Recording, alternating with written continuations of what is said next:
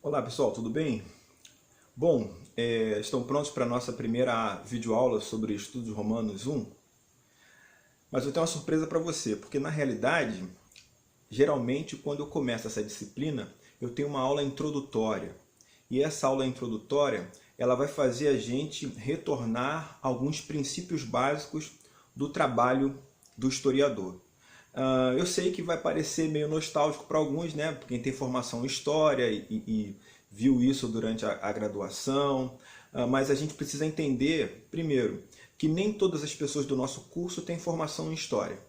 Né? Algumas pessoas estão vindo de outras áreas e estão fazendo uma pós-graduação em História Antiga e Medieval para ter algum complemento, ou está pensando em fazer um mestrado em História nas mais diversas áreas de conhecimento aí que são irmãs, da história. E aí essas pessoas talvez não tenham tido um contato com os métodos, a forma como o historiador trabalha. Né? Essa é a primeira razão para eu dar essa aula falando sobre os princípios aí de como o historiador trabalha. A segunda razão é que muitos de nós, esse foi o meu caso, por exemplo, nós tivemos uma formação em licenciatura. E quem tem formação em licenciatura, geralmente não tem, ou apenas em licenciatura, né, geralmente não tem uma boa base para pesquisa, que está mais ligado ao curso de bacharelado, entende? No meu caso, eu consegui suprir essa ausência, porque durante a minha graduação, eu consegui integrar ao núcleo de estudo da antiguidade num processo seletivo. E aí eu tinha todas as matérias ligadas à área pedagógica na minha universidade, né, e complementava aí na UERJ com o NEA, fazendo pesquisa e aplicando aquilo que eu aprendia na teoria na escola. Percebe? Então, assim, essas são razões para a gente poder falar sobre isso. Outra coisa, quando você entrou no curso de especialização, você teve que apresentar um pré-projeto de pesquisa, entende? Então, na realidade, ao retroceder para falar sobre a forma como o historiador trabalha, eu estou basicamente auxiliando você a lidar com seu projeto de pesquisa, se aprofundar nele, a tratar uma documentação. É claro que vocês terão uma disciplina específica para isso, né? Mas eu vou falando logo sobre isso para poder até ajudar você na leitura dos meus textos, na leitura dos documentos que utilizaremos aí ao longo da nossa disciplina Estudos Romanos 1, tá certo? Então eu quero começar com uma pergunta para você. Uma pergunta que é simples, uma pergunta que talvez você tenha respondido em outras oportunidades no seu início de carreira, mas que eu preciso retomar essa pergunta aí para você. E a pergunta é: quais são os instrumentos de ofício do historiador? Quais são os instrumentos do ofício do historiador? Você consegue enumerar esses instrumentos? Né? O que um historiador precisa para poder realizar o seu trabalho? Né? O primeiro instrumento de ofício do historiador é o documento, certo? E aí a gente precisa entender o que é um documento. Algumas pessoas chegam até nós no curso de especialização e apresentam o seu pré-projeto e às vezes tratam a historiografia como documento. Esse é um erro bastante comum. Né? Por quê? Porque às vezes numa licenciatura a gente é ensinado a ser conteudista. Então a gente vai primeiro para a historiografia, né? Primeiro conhecer o que se fala a respeito de um tema para depois procurar um documento. Isso significa que a gente abre o leque demais. A gente lê obras que talvez não sirvam para aquilo que a gente pretende fazer, para a abordagem que a gente pretende fazer. Então, assim, um trabalho de historiografia, um trabalho de historiador, começa com o documento. Né? Então, o que é um documento? Como a gente pode classificar algo como um documento? Eu vou trazer para vocês alguns autores aqui. O primeiro deles é o Jacques Le Goff. O Jacques Le Goff, num livro chamado História e Memória, é um clássico, né? Ele vai dizer o seguinte, que a memória coletiva e a sua forma científica, a história, aplicam-se a dois tipos de materiais: os documentos e os monumentos. Documentos e monumentos. Nessa obra, ele vai defender que uma leitura mais ampla, mais correta de um documento seria tratá-lo como se fosse um monumento. Vou falar sobre isso daqui a pouquinho. Lucien Febvre afirma que a história faz-se, sem dúvida, com documentos escritos quando os há. Mas pode e deve fazer-se com documentos não escritos, né, se não existirem esses documentos escritos, né? A história ela se faz com tudo aquilo que a engenhosidade do historiador permite utilizar para forjar o seu mel. Estou fazendo uma citação dele a partir de agora. Quando faltam as flores habituais, né?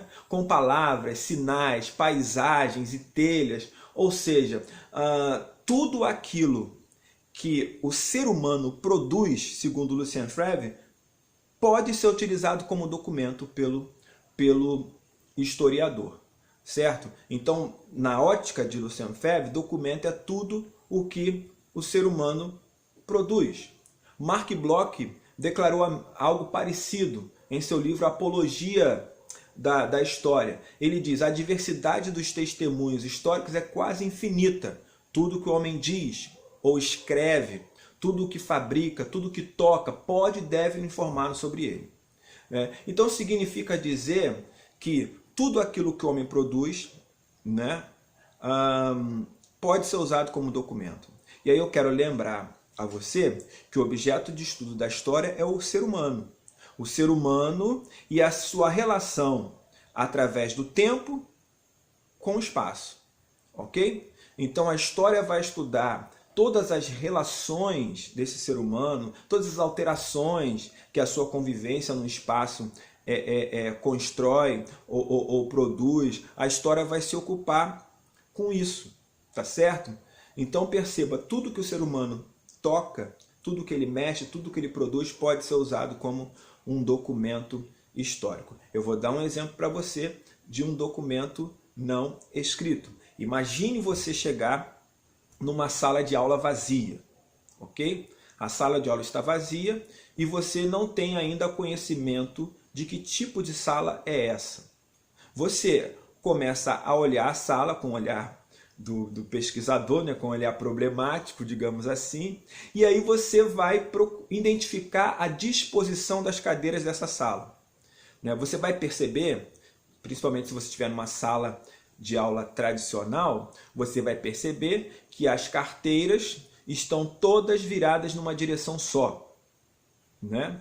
E que essas carteiras estão viradas na direção de um lugar onde provavelmente tem um quadro ou uma tela de projeção, certo? Tem uma mesa que está de frente para essas cadeiras, né? Nessa mesa também tem uma outra cadeira agregada a ela. Então as pessoas que estão sentadas nessas carteiras, elas conseguem olhar para frente e ter uma visão ampla daquele espaço que está lá na frente. Então essa é uma sala, que não é uma sala igual tem na sua casa. Na sua casa, com certeza, a disposição da sala não é essa. Então a primeira pergunta que um historiador deveria fazer é: que tipo de sala é essa? Que lugar é esse? Para que essa sala ela é utilizada? Porque as carteiras estão dispostas dessa forma. E aí você vai pesquisar. Primeiro, você vai procurar outras salas que tenham uma disposição similar, né, ou igual a essa sala que você tem nas mãos. A segunda coisa é você procurar dentro dessa própria sala alguma informação, algum detalhe que te dê algo mais sobre esse ambiente. Imagine, no meu caso, como eu sou professor de ensino médio também, as carteiras da minha escola, elas possuem o logotipo, o emblema do Estado estampado nelas. Certo? Então, ao olhar para uma carteira dessa, eu perceberia exatamente que esse mobiliário pertence ao Estado do Rio de Janeiro, né? E geralmente também vem a sigla da Secretaria de Educação. Então eu já entenderia que essa sala era uma sala utilizada pela Secretaria de Educação. E aí eu poderia ir até a Secretaria de Educação, localizar ela e ter informações, procurar informações no bairro. Mas imagine você que eu fuçasse uma lixeira e encontrasse nessa lixeira um papel de caderno amassado. E nesse papel de caderno amassado, eu abrindo o papel, né, percebendo que é um papel de caderno, eu vejo escrito um nome, certo? Um nome, uma data, percebo escrito algumas características de alguma disciplina, entende? E aí eu já começo a perceber que essa sala provavelmente era utilizada para ter aulas. E se eu tiver alguma informação da disciplina, por exemplo, história, eu poderia dizer que era uma sala onde a aula de história poderia ser ministrada. Né? É claro que eu preciso relativizar isso. Por quê? Porque na realidade alguém pode ter passado também na sala que não tinha nada a ver com o ambiente e ter jogado aquele papel ali. É uma coisa também a ser pesquisada. É uma possibilidade a ser observada. Mas aí perceba, eu posso ir em busca do nome que está naquele papel. Né? Imagina que eu, sabendo que é a Secretaria de Educação, procurar aí a Secretaria de Educação e levar esse nome e saber se refere a algum aluno e se tem algum dado dele, de repente eu consigo o endereço, achei o aluno, né? Achei a pessoa. E aí eu poderia entrevistar a pessoa para saber por que o nome dela estava naquela folha de papel jogada na lixeira, em que época isso aconteceu, e aí eu começo já a levantar as outras pessoas que participaram, que usaram esse espaço. Percebe? Então, assim, uma simples sala de aula vazia, né, pode ser usada para eu poder conhecer as pessoas e como essa sociedade fazia uso desse espaço. Tá certo? E não fica só aí, não. Não fica só aí. Por exemplo, a gente que tem formação pedagógica, a gente sabe, né, que somos ensinados durante essa formação aí do final do século XX, início do XXI, né, que na realidade todos aprendem com todos. Não há docência sem discência. Tá certo? Então todos aprendem com todos, mas a disposição da sala de aula, né, das carteiras, é uma disposição que diz que a única pessoa que é capaz de ensinar é quem está à frente, é o professor. Percebe? Então, assim, historicamente eu poderia dizer o seguinte: nós temos uma abordagem teórica interessante sobre educação, mas na prática a disposição do espaço, a disposição do material nos diz algo diferente. Nos diz o seguinte, que na realidade quem tem autoridade para ensinar, quem transmite conhecimentos é o professor que está à frente. E a gente sabe, né, estudando teoricamente, que necessariamente essa não é uma verdade para a pedagogia hoje, muito pelo contrário. Percebe? Então, assim, dando o exemplo da sala vazia, não é um documento escrito, mas você pode conhecer o indivíduo e a sociedade a partir de uma análise dessa sala. Eu vou mais além ainda, né? Pegando algo mais contemporâneo, certo? As pessoas costumam postar fotos nas redes sociais, no Instagram, no Facebook, certo? Então imagina você viaja e você tira, sei lá, 50 fotos do local onde você estava, 50 fotos suas, certo? Nesse local. E agora você vai postar as fotos, só que você não posta as fotos aleatoriamente, não posta aleatoriamente, certo? Você primeiro elimina as fotos que você considera ruins, certo? Então, ao eliminar as fotos que você considera ruins, você está dizendo que não quer que as pessoas te vejam daquela forma. E como você seleciona algumas, você está mostrando como você quer que essas pessoas te vejam. Além de selecionar as melhores fotos, você organiza essas fotos antes de postar. Você dá uma sequência a elas como se você estivesse querendo contar uma história. E eu não estou falando de legenda, tá? Eu estou falando só das imagens, certo? Então, quem for acessar a sua rede social e ver o seu álbum, vai ver uma história sendo contada por você através da postagem das imagens, que necessariamente não corresponde à realidade daquele momento que aquelas fotos foram tiradas, mas é a história que você está querendo contar, certo? E aí, olhando para a foto, olhando para o plano de fundo, olhando para as roupas que você está vestido, eu consigo ter informações sobre a época que essa foto foi produzida, sobre o espaço que ela foi produzida, entende? Então eu trato essa foto como documento e também trato a forma como você organizou essas fotos para que as pessoas vissem como documento. Por quê? Porque embora não sejam documentos escritos, certo? São imagéticos, mas eles nos dão condições de acessar a sociedade na qual quem produziu essas fotos está inserido. Percebe isso que eu estou dizendo? Então tudo que o homem produz pode ser considerado como um documento histórico. Às vezes os documentos são textuais, ok? E às vezes não. Às vezes não. Percebe? Eu lembro que quando eu comecei a minha pesquisa no Núcleo de Estudo da Antiguidade, eu estava pesquisando Flávio Josefo e eu procurei a professora Maria Regina e disse para ela: professora, se eu quiser procurar qualquer outro tipo de documento para poder falar sobre as comunidades judaicas, né, do século I, eu não tenho sem recorrer a Flávio Josefo.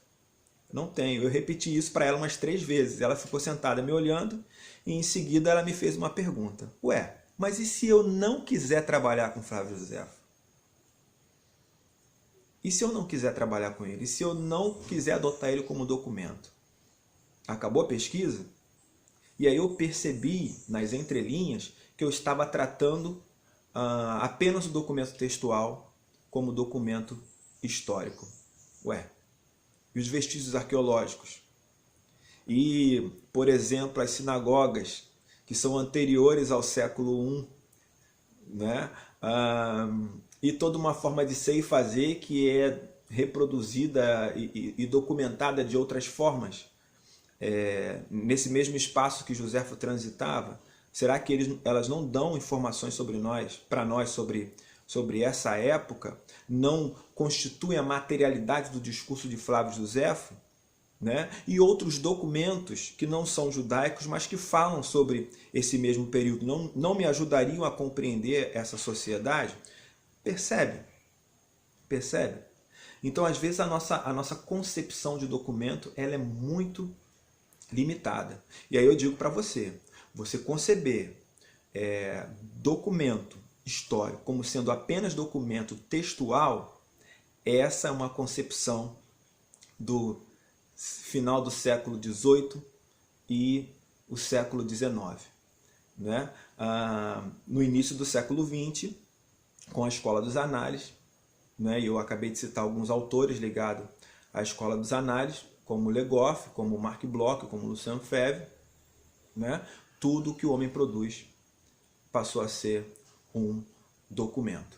Né? Aí o Le Goff vai dizer o seguinte: o documento não é qualquer coisa que fica por conta do passado.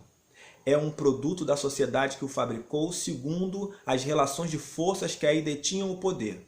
Só a análise do documento enquanto monumento permite à memória coletiva recuperá-lo e ao historiador usá-lo cientificamente, isto é, com pleno conhecimento de causa. Então ele fala que deve-se tratar o documento como monumento. Né? Por exemplo, essa concepção entre o que é um documento, né, tanto do Lucien Febvre quanto do Le Goff, nos permite, por exemplo, tratar as catacumbas romanas do século II, datadas do século II, III, né, depois de Cristo, como monumentos funerários que tinham como objetivo perpetuar a recordação de uma pessoa. Então você comprava uma catacumba, você ornamentava a catacumba e através da iconografia dessa catacumba você contava a sua história. Né? Então perpetuava a recordação, identificava as origens dessa pessoa, as relações sociais que ela tinha, o status e religiosidade dela e acabava valorizando a sua memória. Percebe isso? Então eu tenho uma pergunta para você. Né? Deu exemplo da sala de aula, deu exemplo da fotografia, né? Falei sobre documentação textual, mas eu tenho uma pergunta que eu sempre faço quando eu estou falando sobre isso e que algumas pessoas ainda hoje, pasmem, arregalam os olhos. A pergunta é: a Bíblia, por exemplo, ela pode ser considerada como um documento histórico? Né? Eu vou ampliar ainda mais isso. O Corão o Evangelho segundo o Espiritismo, por exemplo, podem ser considerados como documentos históricos? O historiador pode fazer uso desses textos como objeto de pesquisa científica? Essa é uma pergunta. Há alguns anos atrás, eu estava numa aula e eu ouvi um aluno falar sobre a Bíblia como documento histórico. Eu ouvi o docente falar o seguinte: ué, mas a Bíblia não é um documento histórico. A Bíblia é um documento religioso, né? É um livro de fé. Ué, mas o fato de você ter a Bíblia, o Corão, o Evangelho segundo o Espiritismo, né, o Allan Kardec, serem livros religiosos, significa dizer que não pode ser usado como documento histórico? Né? Essa é uma pergunta.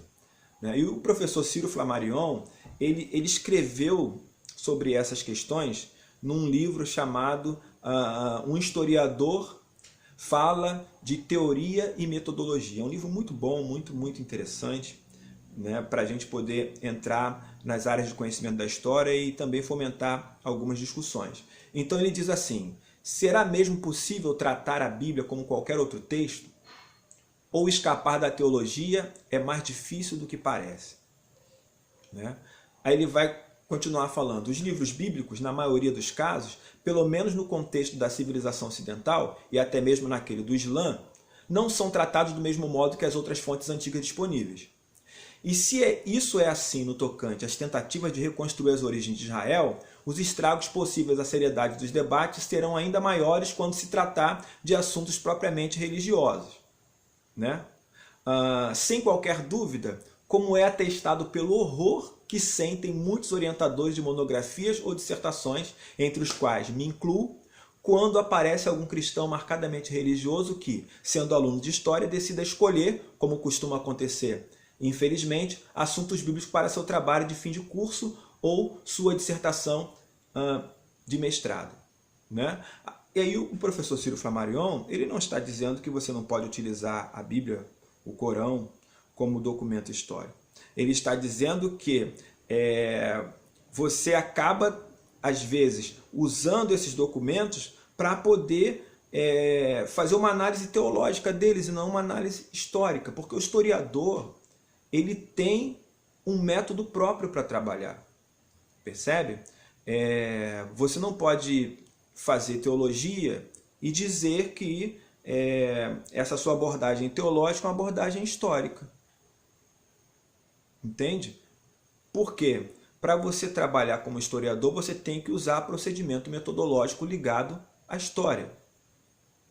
Certo? E não à teologia. Então, a crítica dele é que muitas pessoas vão para a academia para tentar fazer apologia à sua fé, para tentar não fazer uma pesquisa científica, basicamente, mas já vai com pressupostos para essa pesquisa, para tentar confirmar aquilo que acreditam. Na realidade, essas pessoas não deixam o documento falar por si só. Essas pessoas já falam pelo documento.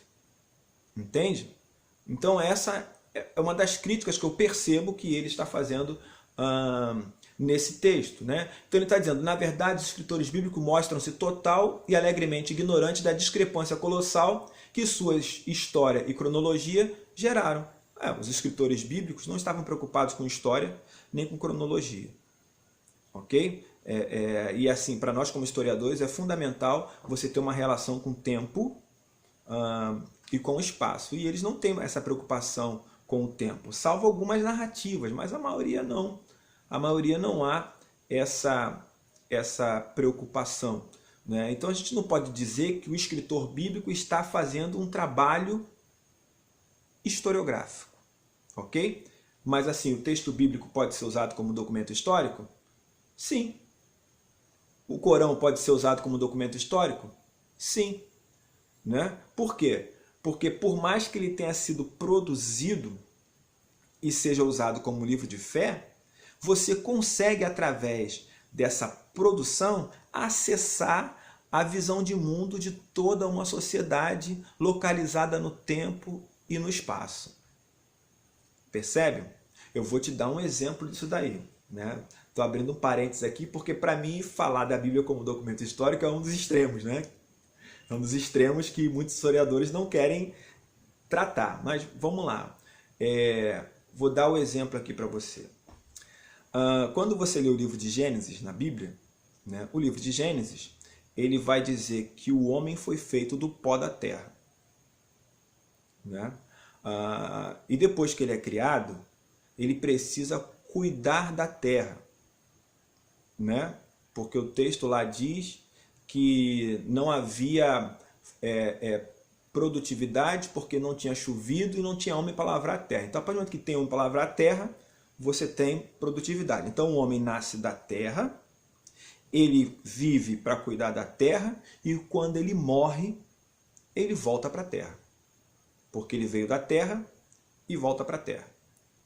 Bom, o que fica claro, pensando na sociedade que produziu esse texto, é uma sociedade fundamentalmente associada à terra.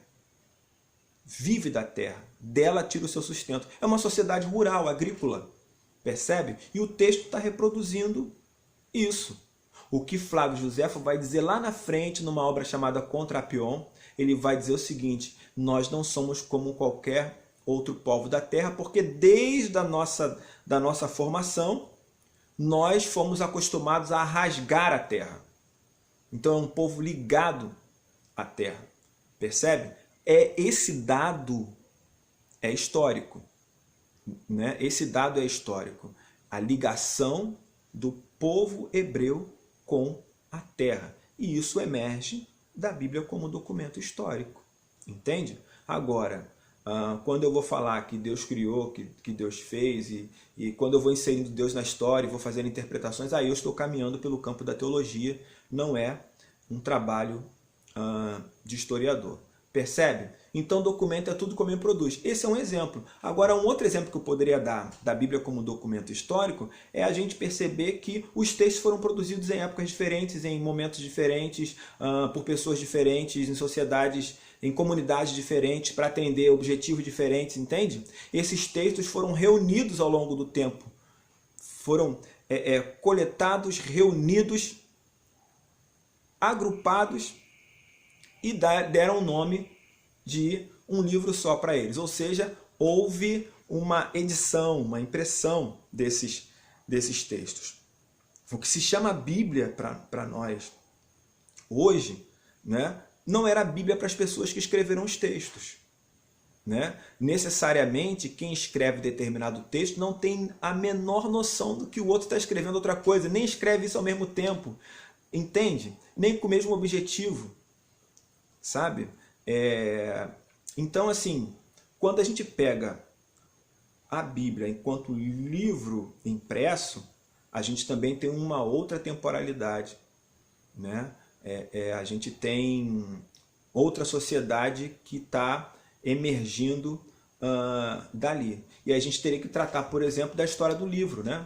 Que está muito ligada à história cultural. O Roger Chartier, em O Mundo como Representação, ele afirma que o meu espaço de trabalho específico organiza-se em 3 polos, geralmente separados pelas tradições acadêmicas. De um lado, o estudo crítico dos textos, literários ou não, canônicos ou esquecidos, decifrados nos seus agenciamentos e estratégias. De outro, a história dos livros e, para além de todos os objetos que contêm a comunicação do escrito, por fim, a análise das práticas que diversamente se aprendem dos bens simbólicos, produzindo assim usos e significações diferenciadas.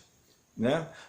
Então ele vai dizer o seguinte, que a leitura não é somente uma operação abstrata de intelecção, é pôr em jogo o corpo, é inscrição no espaço, relação consigo e com o outro. Por isso, segundo ele, não há texto fora do suporte que lhe permita ser lido ou ouvido. Não há compreensão de um sentido, qualquer que seja, que não dependa das formas pelas quais atinge o leitor. Percebe? Então, assim, ele trabalha com a história do livro, trabalha com transmissão e recepção, né? E ele está valorizando o contexto dessa produção, né? Para poder fazer uma análise sócio-histórica de uma determinada obra.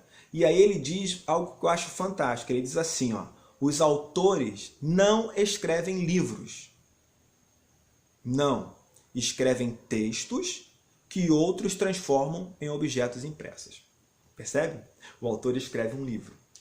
Aí o editor, né, ele vai procurar a fonte adequada. Ele vai procurar a cor adequada. Ele vai pensar em sua editoração na cor do papel que é mais adequada. Ele vai fazer uma revisão desse texto para poder atingir determinado público. A própria capa que ele utiliza, né, é uma capa que mostra para que público que esse livro é direcionado. O tipo de papel também. Então, na realidade, o autor, segundo Chartier, escreve um texto, mas quem transforma esse texto em livro, na realidade, são outras pessoas. Ok? Percebe isso? Então, a gente precisa tratar o documento como tudo que o homem produz, né, e entender que há uma diversidade de documentos históricos relacionados à mesma época, ao mesmo período, ao mesmo objeto de análise. Tá certo? Então, assim, nesse primeiro momento, eu estou dizendo a você o que é um documento. E simplesmente eu digo para você, documento é tudo aquilo que o homem produz e que pode nos dar informações sobre ele, sobre suas relações socioculturais e políticas, né?